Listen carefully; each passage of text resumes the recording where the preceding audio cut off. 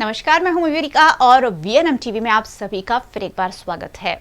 हम हमेशा बच्चों की समस्याओं पर वीएनएम टीवी पर बात करते हैं, हर पहलू को डिस्कस करते हैं। आज मैं युवाओं का मुद्दा उठा रही हूं क्योंकि युवाओं की समस्या भी काफी तरह की होती है। उनके मन में बहुत सारी चीजें चल रही होती है और ये जो सोसाइटी है उसे एग्जीक्यूट नहीं करने देती। ऐसे में युवाओं और समाज के बीच एक दूरी बन जाती है, एक मनोमंथन सा चलता रहता है जिसे वो अक्सर अपने परिवार के साथ भी शेयर नहीं कर सकता, टीचर्स के साथ शेयर नहीं कर सकता। ऐसे में कैसे युवाओं को एक अच्छी बेहतरीन गाइडलाइन मिले, उस पर आज हम बात करेंगे। और बातचीत के लिए मेरे साथ डॉक्टर संतोष देवकर जुड़े हुए हैं। संतोष जी, बहुत बहुत स्वागत है। नमस्कार। संतोष जी के बारे में आपको बता दो, कॉलमिस्ट हैं, लेखक हैं, शिक्षक रह चुके हैं, प्रोफेसर रह चुके हैं और बहुत सारे बच्चों को पढ़ा चुके हैं। बहुत सारे बच्चों से लेकर यंगस्टर तक उनका सफर रहा है। ऐसे में यंगस्टर्स की मानसिकता शायद उन्हें ज्यादा पता हो सकती है। इस ऐसे में सबसे पहला सवाल संतोष जी मेरा आपसे यही है, समस्या क्या है? युवाओं की जो मुख्य समस्या है, क्या समझते हैं आप? देखिए, युवाओं की जब बात हो रही है तो मैं कहूँगा कि आज कहीं भी कोई भी युवा से आप प्रश्न करें या मिलें तो वो कोई न कोई समस्या से घिरा हुआ है। उसे ऐसा लगता है कि बहुत सारी समस्या मेरे पास है, ऐसा उसे लगता है। लेकिन सही मायने में देखा जाए तो समस्या है ही नहीं, प्रॉब्लम है ही नहीं। मैं बताऊं कि एक आदमी रास्ते से जा रहा था और उसने देखा कि एक वृक्ष रोड की साइड पे खड़ा है, तो वो वृक्ष को उसने बराबर से पकड़ लिया, ऐसे पकड़ लिया और जोर जोर से चिल्लाने लगा, मुझे छुड़ाओ, मुझे छुड़ाओ, मुझे छुड़ाओ। भीड़ इकट्ठा हो गई। देखा कि भाई क्या हुआ, ये झाड़ है, वो झाड़ ने तो कैसे इसे पकड़ लिया है। लेकिन सब इकट्ठा हो गए, ध्यान से देखा तो झाड़ तो उसके वो अपने आप खड़ा था, झाड़ ने तो कुछ पकड़ा नहीं था। लेकिन ये जो आदमी था, इसने बराबर झाड़ को पकड़ लिया था। सेम एज ऐसी ही कुछ बात हमारी और समस्या के बीच होती है। हम उसे पकड़ लेते हैं, समस्या ने हमें कभी नहीं पकड़ा। दूसरी एक बात करूं आपको तो सभी रेफरेंस देते हैं और वही रेफरेंस बहुत बढ़िया लगता है, मुझे भी लगता है कि गीता, भगवत गीता के दूसरा अध्याय का 40वां श्लोक है कि प्रत्यवायो न विद्यते। प्रत्यवायो न विद्यते, समस्या है ही नहीं, समस्या है ही नहीं, हम उसे पैदा करते हैं। कहीं ना कहीं देखा जाए, सूक्ष्म रूप से देखा जाए तो वो हमारे द्वारा पैदा हुई हो। तीसरी बात मैं आपको बोलूं कि समस्या कहाँ से आती है, कि समस्या कंपैरिजन से आती है, तुलना से आती है। हम इसकी तुलना उससे करें, उसकी तुलना इससे करें, उसके पास तो ऑडी गाड़ी है, उसके पास तो मर्सिडीज है, तो मेरे पास नहीं, तो मैं दुखी होने लगा, मेरी समस्या और बढ़ने लगी। मैं समस्या को आमंत्रण देता हूँ, हमें समस्या को आमंत्रण नहीं देना है। कभी आपने सुना है कि मोगरे ने ऐसे कहा कि मैं गुलाब क्यों नहीं, गुलाब ने ऐसे कहा कि मैं मोगरा क्यों नहीं, मोगरे ने ऐसे कहा कि मैं चंपा का फूल क्यों नहीं? ऐसे कभी हुआ है? मोगरे ने कहा कि गुलाब जैसी सुगंध मेरी क्यों नहीं है, और गुलाब ने ऐसे कहा कि मोगरे जैसे वाइटनेस मेरे अंदर क्यों नहीं है, या उसके जैसी सुगंध मेरे अंदर क्यों नहीं है? ऐसा कभी हुआ है? नहीं हुआ ना।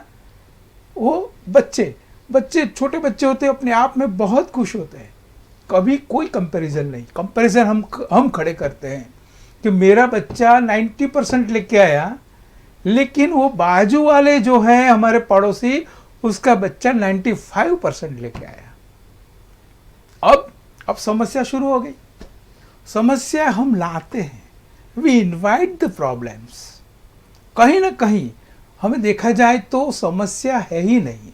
प्रत्यवायो न विद्यते, निष्काम कर्म का महिमा ये 40वें श्लोक में जब कहा गया है, तो मैं समझता हूँ कि समस्या हम खुद उसको बड़ा करते हैं, इनवाइट करते हैं, और फिर हम ऐसा समझते हैं कि हम समस्या से घिर गए हैं।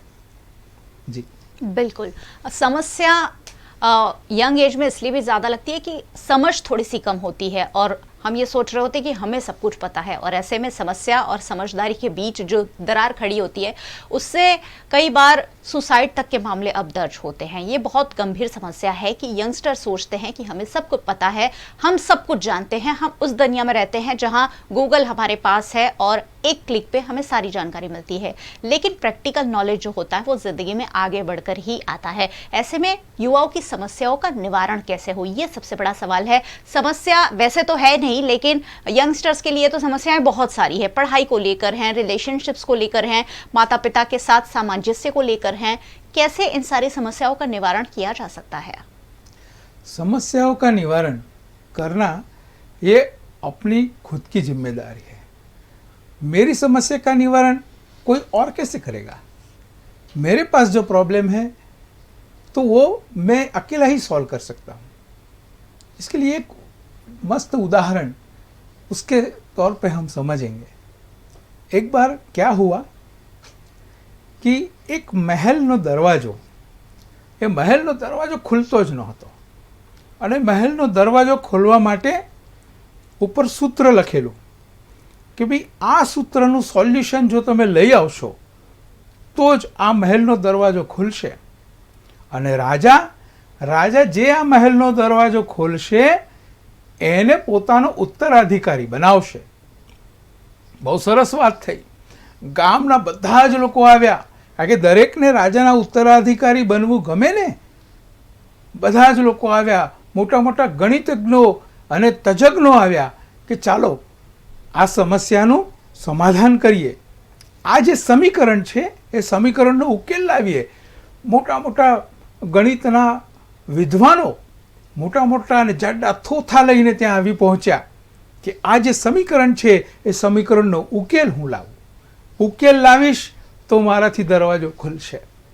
બરાબર સમજો મિત્રો। છેલ્લે 3 જણ બાકી રહ્યા અને 3 જણે નક્કી કર્યું કે હવે આ સમીકરણનો ઉકેલ તો હું લાવીને જ જંપીશ, પણ કાંઈ થયું નહીં।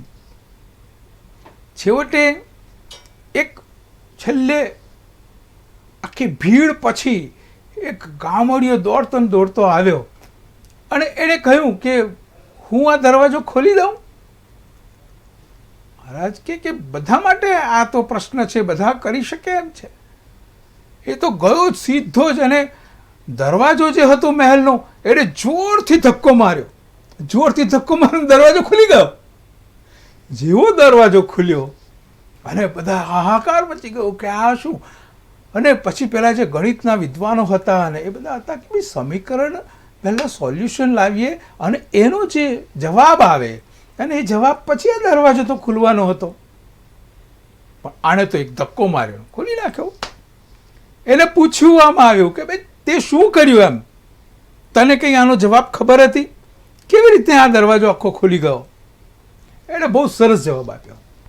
એણે કીધું કે દોસ્તો, હું ભણેલો જ નથી, મને તો ગણિત નામનું નથી આવડતું અને આ સમીકરણ જેવી બાબતો તો હું સોલ્વ કરી જ ન શકું। મેં તો બસ નક્કી કર્યું કે મારે આ દરવાજો ખોલવો છે, મેં ધક્કો માર્યો, દરવાજો ખુલી ગયો। દોસ્તો, દરવાજો પહેલેથી ખુલ્લો જ હતો,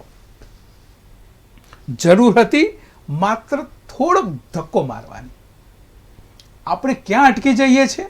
આપણે સમસ્યા લઈને બેઠા છીએ, સમસ્યામાં અટકી જઈએ છીએ, એવા સમીકરણોમાં અટકી જઈએ છીએ, એ સમીકરણના સોલ્યુશનમાં અટકી જઈએ છીએ અને ક્યાંક ને ક્યાંક સમય વહેતો જાય છે, વહેતો જાય છે, વહેતો જાય છે, સમીકરણનો ઉકેલ આવતો જ નથી અને પેલો દરવાજો ખુલતો જ નથી। દોસ્તો, ક્યાંક અવળે રસ્તે ગાડી જતી રહે છે, ક્યાંક એવી જગ્યાએ આપણે ફસાઈ જઈએ છીએ કે જેનો ઉકેલ લાવવામાં આપણે વર્ષો વીતી જાય છે, પણ પેલો દરવાજો તો ખુલ્લો જ છે। સહેજ બે ઘડી હિંમત કરીને એવી એક ટોચ આવે છે, એવો એક તબક્કો આવે છે કે બસ હવે તો નહીં, હવે તો હું થાકી ગયો છું। કેટલા દરવાજા, 49 દરવાજા અમે ખટખટાવ્યા પણ દરવાજા ખુલ્યા નહીં। હવે આ 50મો દરવાજો મારે ખોલવો જ નથી, હવે હું હારી ગયો છું, હવે હું થાકી ગયો છું। અને જેવા આપણે હથિયાર હેઠા મૂકીએ અને કદાચ એવું બને કે એ 50મો જ દરવાજો ખુલવાનો હોય।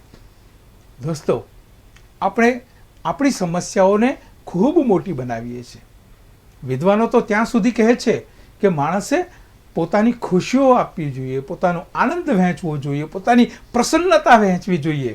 પોતાની સમસ્યા એ સમસ્યા ક્યારેય બીજાને કહેવી ન જોઈએ, અથવા સમસ્યાને મોટી કરીને ક્યારેય ન બતાવવી જોઈએ કે હું આ સમસ્યામાં છું, હું આ મોટી સમસ્યા કેવી રીતના હલ કરું. સમસ્યાનો ઉકેલ એ યુવાનની પાસે જ છે.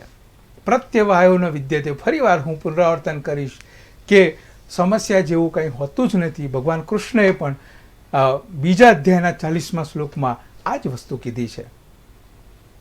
बिल्कुल सही बात है। दरवाज़ा खोलने की कोशिश करने की ज़रूरत होती है और वो कोशिश में ही कहीं ना कहीं हम पीछे हट जाते हैं।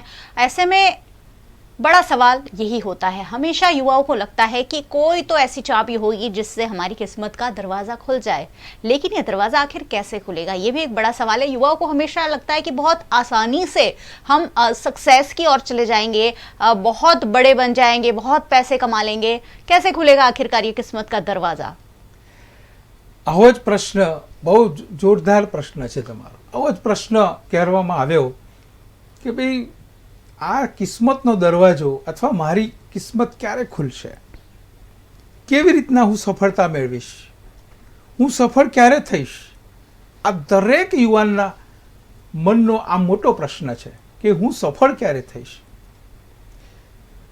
એક કવિએ બહુ સરસ લખેલું કે મિત્રો સાથે વાતચીત કરતા કરતા કે નસીબ ચઢે કે પ્રયત્ન, નસીબ ચઢે કે પ્રયત્ન, એવી વાતચીત કરતા કરતા, એવી ચર્ચા કરતા કરતા મારો નંબર આવ્યો અને બારી બંધ થઈ ગઈ.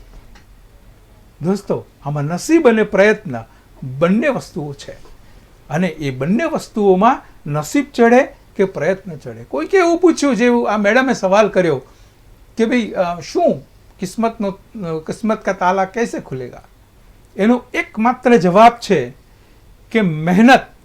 અને કોઈકે પાછું એવું પૂછ્યું કે આ મહેનત, આ પરિશ્રમ, એનો કોઈ વિકલ્પ છે? આ પરિશ્રમ જે છે, પરિશ્રમનો કોઈ વિકલ્પ છે? તો કે હા, એનો જવાબ છે. એનો જવાબ છે સખત સખત મહેનત. દોસ્તો, મહેનત અને સખત મહેનત એ જ આપણા પ્રોબ્લેમનું સોલ્યુશન છે. જેટલો ઉદ્યમ આપણે કરીશું, જેટલો પ્રયત્ન આપણે કરીશું, એ પ્રયત્ન જ આપણા આ સમસ્યાઓનું સમાધાન છે. कोशिश करते रहने पड़ेगी, तभी समस्याओं का हल निकलेगा। आपका भी बहुत बहुत शुक्रिया हमारे साथ जुड़ने के लिए, और आप सभी का बहुत बहुत शुक्रिया हमारे साथ जुड़ने के लिए। जुड़े रहना है हर बार VNM टीवी के साथ, क्योंकि यहाँ ऐसी मुद्दे, ऐसे पहलू पर चर्चा होती है जो शायद ही कहीं होती हो। देखते रहिए VNM, जुड़े रहिए VNM के साथ। नमस्कार।